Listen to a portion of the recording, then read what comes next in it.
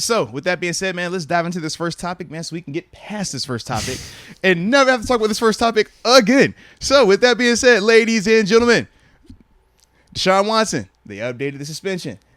The NFL, NFLPA, and Deshaun Watson were all able to come to a settlement agreement yesterday.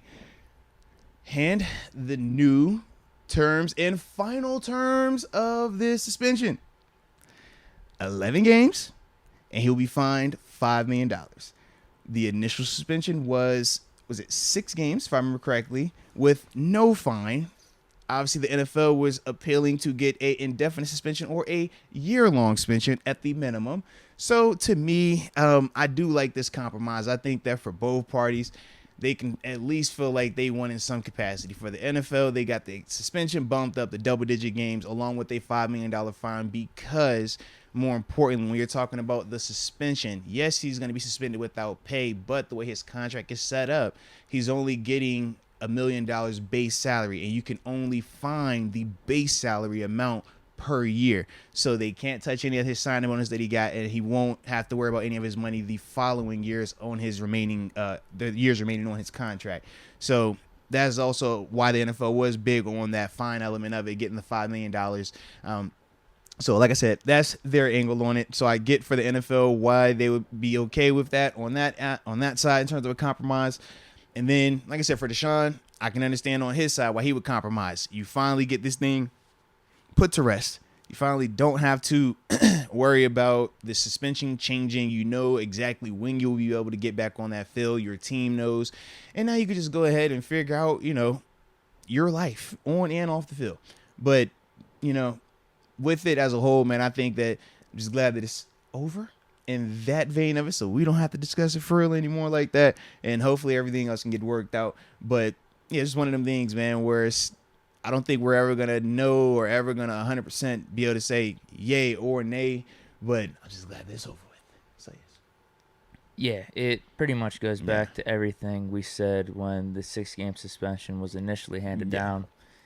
This was just the next step in the process. We talked about him getting cleared criminally and then having to go through the whole NFL process. They decided on 6 games, and then the next part of the process is the NFL can appeal it, which they did. And you're right, they came to agreement 11 games. NFL wanted the year.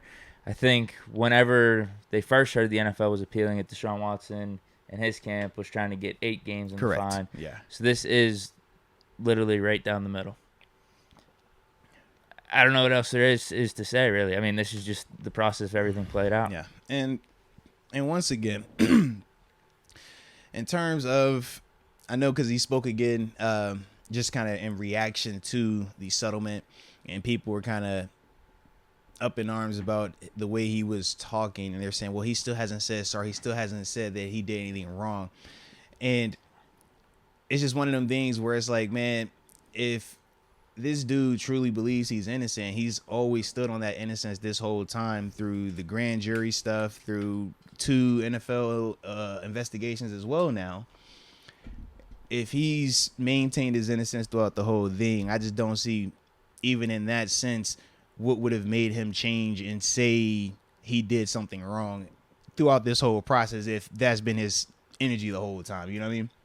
So that was why, for me, I still wasn't up in arms about him speaking the way that he did yesterday. It was just, it's like, man, he's never changed from what he said, right or wrong. That's been his storyline. So, like, it shouldn't have surprised people, from my perspective, at least in the way that he was talking yesterday. Yeah, and I guess talking is one thing and what he's saying, because I could see why people were getting, like, mixed signals from him, where, like, in some scenarios he's talking about being remorseful, and in other scenarios he's saying he's innocent. I guess both could be true. Yeah, because you could be remorseful in just in the sense of what all has come from just those situations. Just the remorse of, like, dude, the headache of having to deal with this, the headache of what it done to the family, what it's done to the Browns, what it's done to the Texans organization, like his career, that element of it. He could be remorseful for that, but still not feel that he did anything wrong, in the sense of, if somebody's falsely accusing you of something, and like I said, we don't know, but just based on what the information and how these judges and grand juries have played it out, it still looks like it's still just he say, she say, because it's not enough factual like or hard evidence to convict him on a criminal basis and stuff like that. So it's like, man, if he's felt that strong about his innocence and these people have been accusing him, it's like, why would he turn around and say that? Because if you were in that situation, not a direct because of what he was doing, but if people were accusing you of something and you truly felt that you were innocent and you've played out the various different ways of getting evaluated. When we talk about 2 grand juries, we talk about 2 NFL investigations now, and once again, it still hasn't been anything where they can say, hey, this guy did it. We got the smoking gun. This guy did it. We got enough circumstantial evidence. This guy did it. It's like, dang, why would he ever turn around and say he did something like that? And if that was you, would you do that? That's kind of like if a person just accused you of killing somebody and all these people are like, yep, he did it, he did it, he did it. And you're like, bro, I didn't. Do I own a gun? Yeah, but did I do that? Nah. And that's the part, like, kind of how, like, I think of this situation. Like, I just like, it sucks, but. Yeah, and I think for the most part, actually, his comment, he's been just pretty vague. Yeah, too. Like he doesn't specify anything people like are that, taking man. a lot of his like and running with them certain ways and whatnot. I just think at the end of the day, it goes back again to what we talked about initially when the suspension was first handed down. Like, I guess talk could be one thing, but the actual actions that all this has come from, the actual actions, the allegations, and that type of stuff, we don't know. Yeah, like we don't know any of that. So either way, hopefully he learns from this situation, and anybody else that might be doing similar situations or thinking about it. Hopefully y'all learn from this situation as well, man.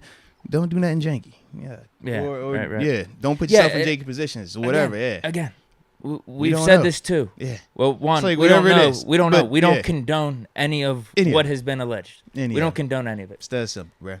That's simple.